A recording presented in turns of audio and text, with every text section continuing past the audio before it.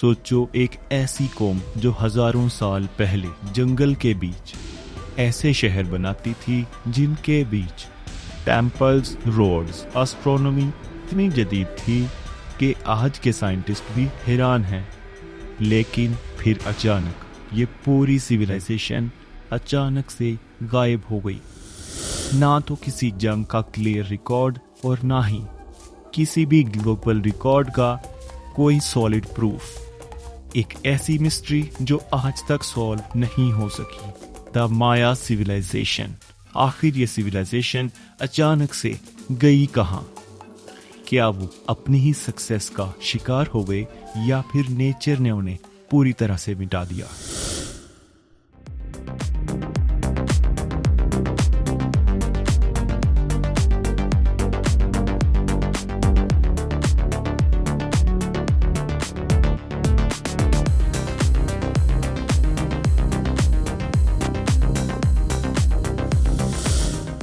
आज की इस वीडियो में हम लॉस्ट सिविलाइजेशन ऑफ माया का ट्रूथ जानने की कोशिश करेंगे, और वो भी स्टेप बाय स्टेप।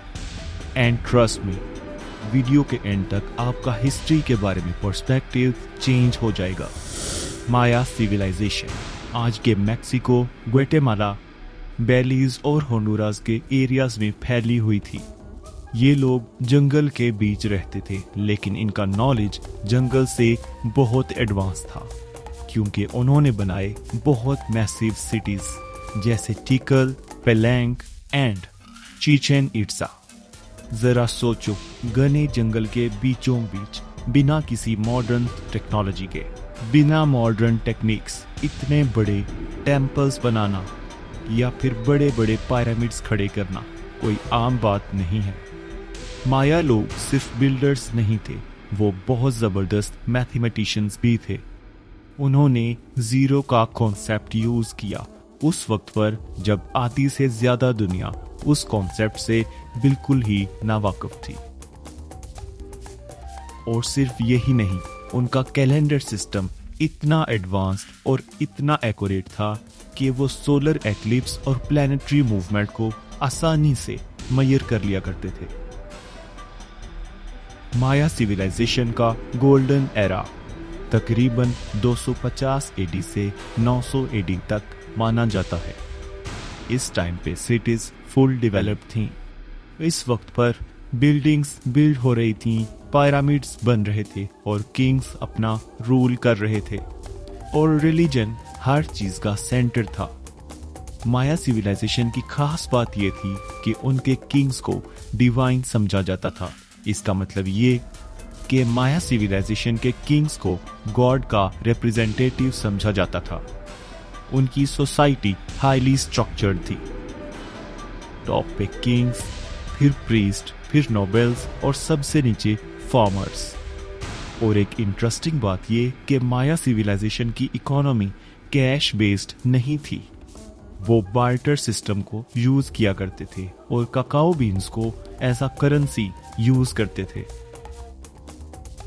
जरा सोचो, चॉकलेट का बेस बनने वाली चीज करेंसी के तौर पे यूज की जाती थी। माया सिविलाइजेशन का सबसे स्ट्राइकिंग और इंटरेस्टिंग फैक्ट उनका एस्ट्रोनॉमी से मुतल्लिक नॉलेज है। वो वीनस प्लैनेट की मूवमेंट्स को आसानी से ट्रेस कर लिया करते थे और उसी की बेसिस पे रिलीजियस और वॉर्स डिसीजंस लेते थे। उनका मानना था कि स्टार्स और प्लैनेट्स डायरेक्टली ह्यूमन लाइफ को इफेक्ट करते हैं। माया सिविलाइजेशन का कैलेंडर दो मेन कैलेंडर्स पे बेस करता था, जोकिन एंड हाब कैलेंडर। जोकिन कैलेंडर 260 दिनों का रिचुअल कैलेंडर था, जबकि हाब 365 दिनों का सोलर कैलेंडर था, बिल्कुल उसी तरह जैसे आज का मॉडर्न कैलेंडर पाया जाता है। और इन दोनों कैलेंडर्स को मिलाकर वो एक राउंड कैलेंडर बनाते थे। और यहाँ एक और शॉकिंग बात, माया लोग फ्यूचर इवेंट्स का प्रिडिक्शन किया करते थे, लेकिन उन्होंने 2012 एंड ऑफ द वर्ल्ड का कॉन्सेप्ट कभी भी लिटरली क्लेम नहीं किया था। ये तो बस मॉडर्न मिस इंटरप्रिटेशन थी। अब आते हैं सबसे मिस्टीरियस और इंटरेस्टिंग बात पर। आखिर माया सिविलाइजेशन कोलैप्स क्यों हुई? और ये कोलैप्स ग्रेजुअल था, सडन नहीं। अप्रोक्सीमेटली 800 AD के बाद साउदर्न माया सिटीज एम्प्टी होने लग गए। लोग शहर छोड़कर जंगल में जाने लग गए।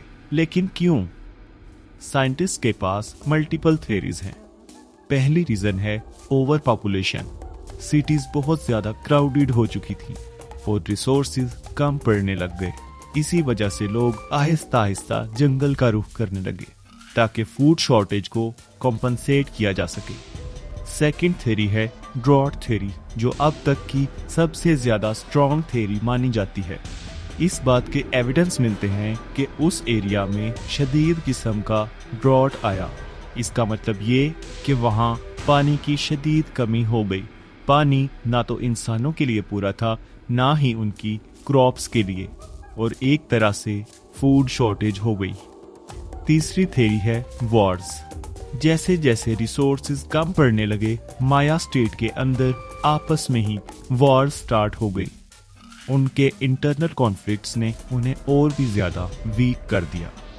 एक और थ्योरी हमें बताती है कि इन्वायरमेंटल डैमेज की वजह से वो लोग अपना सिटी छोड़ गए। डिफॉरेस्टेशन बहुत ज्यादा लेवल तक बढ़ गई और जंगल का बैलेंस डिस्टर्ब हो गया। जरा सोचो, एक ऐसी सिविलाइजेशन जो नेचर के बीच बनी थी, वो नेचर का बैलेंस डिस्टर्ब होने की वजह से ही खत्म हो गई। लेकिन इंटरेस्टिंग बात, माया लोग कंप्लीटली खत्म नहीं हुए।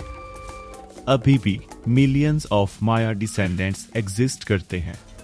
माया लोग कंप्लीटली एक्सटिंक्ट नहीं हुए, बल्कि उनका क्लासिकल एम्पायर सिस्टम पूरी तरह से कोलैप्स हो चुका है। वो ग्रैंड सिटीज जो जंगल में बनाई गई थी, जंगल ने उन्हें दोबारा से रिक्लेम कर लिया। आज के दौर में जब आर्कियोलॉजिस्ट जाकर जंगल में उन रेंज को, उन तबाह चीजों को अनकवर करते हैं, तो लगता है जैसे टाइम फ्रीज हो गया। दीवारों पर कार्विंग्स, टेम्पल्स के अंदर स्टोरीज और टूट फूट का शिकार पिरामिड्स एक लॉस्ट सिविलाइजेशन की स्टोरी बयान करते हैं। माया सिविलाइजेशन ने हमें एक पावरफुल लेसन दिया है। कोई भी सिविलाइजेशन चाहे कितनी भी एडवांस क्यों ना हो, अगर वो इन्वायरमेंट और रिसोर्सेज को बैलेंस नहीं करती, तो वो बहुत जल्द डिक्लाइन हो जाती है। सिर्फ टेक्नोलॉजी किसी भी सिविलाइजेशन के सर्वाइवल की गारंटी नहीं देती। बैलेंस, सस्टेनेबिलिटी और प्लानिंग, ये सब बराबर इंपॉर्टेंट है। हिस्ट्री कभी भी पूरी तरह से लॉस्ट नहीं होती, बल्कि हम हैं जो उसे समझने में बहुत देर कर देते हैं। माया सिविलाइजेशन आज भी एक मिस्ट्री है और शायद हम कभी भी पूरी तरह से ये नहीं जान पाएंगे कि आखिर माया सिविलाइजेशन के साथ हुआ क्या था। लेकिन आज भी माया सिविलाइजेशन के बड़े बड़े टेम्पल्स, बड़े बड़े पिरामिड्स हमें इस बात की याद दिलाते हैं, कोई भी चीज हर वक्त डोमिनेंट नहीं रह सकती। हर चीज का फॉल जरूर आता है। आपका माया सिविलाइजेशन के बारे में क्या पॉइंट ऑफ व्यू है, हमें कमेंट बॉक्स में जरूर बताएं। वीडियो अच्छी लगी हो तो लाइक कीजिए, अपने फ्रेंड्स और फैमिली मेंबर के साथ शेयर कीजिए। ऐसे ही इंटरेस्टिंग और इंफॉर्मेटिव वीडियोस देखने के लिए चैनल को सब्सक्राइब कर लीजिए। मिलते हैं एक नई मजेदार और इंफॉर्मेटिव वीडियो के साथ। देखते रहिए क्रॉनिक्स।